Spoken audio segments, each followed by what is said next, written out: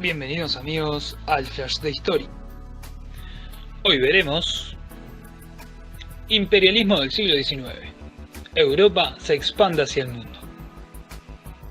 Para iniciar, repasemos en qué contexto nos encontramos a la hora de hablar de imperialismo. Siguiendo la ubicación, tiempo y espacio, debemos situarnos en la segunda mitad del siglo XIX e inicios del XX.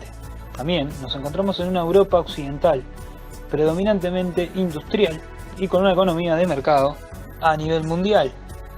De esta manera, observaremos cómo las potencias industriales de Europa buscarán expandir su mercado, mucho más allá de su expansión territorial.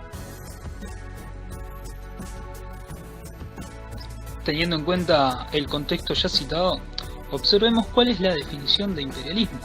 El imperialismo se define como la actitud o forma de actitud política basada en dominar otras tierras y comunidades usando el poder militar o económico. Contemplando estos elementos, podemos observar cómo se va a dar a partir del imperialismo la división del mundo. En primer lugar, encontramos a las potencias imperialistas, aquellas naciones cuyo poderío industrial los llevan a ser las pioneras en las prácticas imperialistas: Inglaterra, Francia y Estados Unidos. Por otra parte, observaremos al imperialismo de segundo orden, constituido por naciones que aplican prácticas imperialistas, pero en menor medida que las antes mencionadas. Estas son Alemania, Holanda, Portugal, España, Bélgica e Italia. Finalmente, pasemos a observar las zonas afectadas por las prácticas imperialistas. Estas zonas se constituyen básicamente de los continentes de África, Asia y Oceanía. Cabe preguntarnos cuál es el origen de esta derivación del mundo, cuál es el origen del imperialismo. Para explicarlo, dividamos sus causas en económicas, políticas, demográficas, ideológicas y religiosas.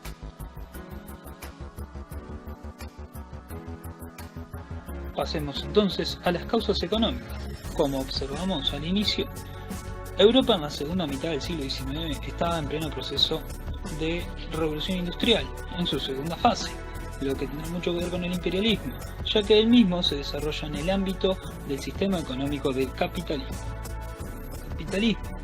Considerando que el capitalismo es el sistema económico basado en la acumulación de capitales, y dicha acumulación, en esta época, se realiza mediante el comercio industrial, podremos ver que la búsqueda de nuevos mercados será una de las causas del imperialismo.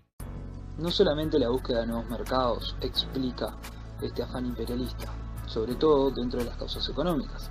Si lo analizamos bien, veremos cómo los países imperialistas también buscan materias primas, así como mano de obra barata, desarrollando así una lógica del sistema centro-periferia. Ahora bien, una vez explicadas estas causas económicas, pasaremos a las siguientes, las causas políticas. Este afán por el desarrollo comercial llevará a una competencia entre las potencias por el control de las rutas comerciales, así como por la obtención de enclaves estratégicos para el control militar y marítimo del comercio. Claros ejemplos de enclaves estratégicos pueden ser el Peñón de Gibraltar, el Canal de Suez, el Canal de Panamá o las Islas Falkland o Malvinas. Estos puntos no se destacan por su extensión territorial, sino por su importancia a nivel geopolítico, ya que desde ellos se le puede dar control a las vías marítimas. Pasemos ahora a las causas demográficas. En este sentido, debemos destacar a la revolución industrial como un factor determinante en el aumento de la población europea.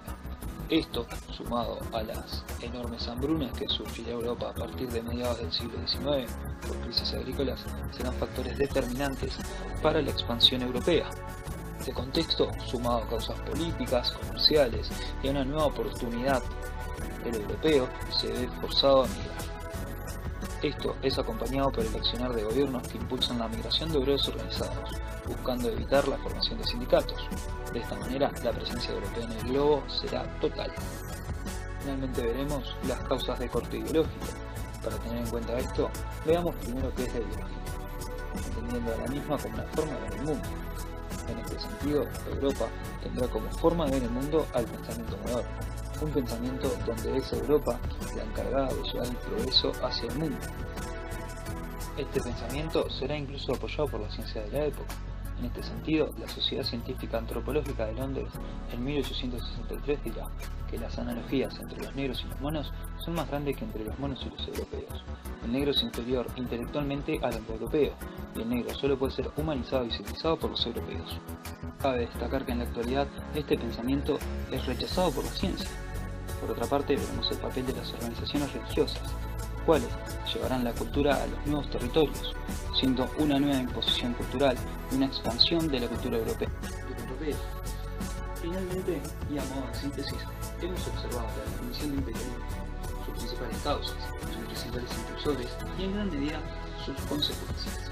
Teniendo en cuenta todo esto, ¿podrías decirme si hoy por hoy puedes identificar alguna de estas prácticas? ¿Por qué?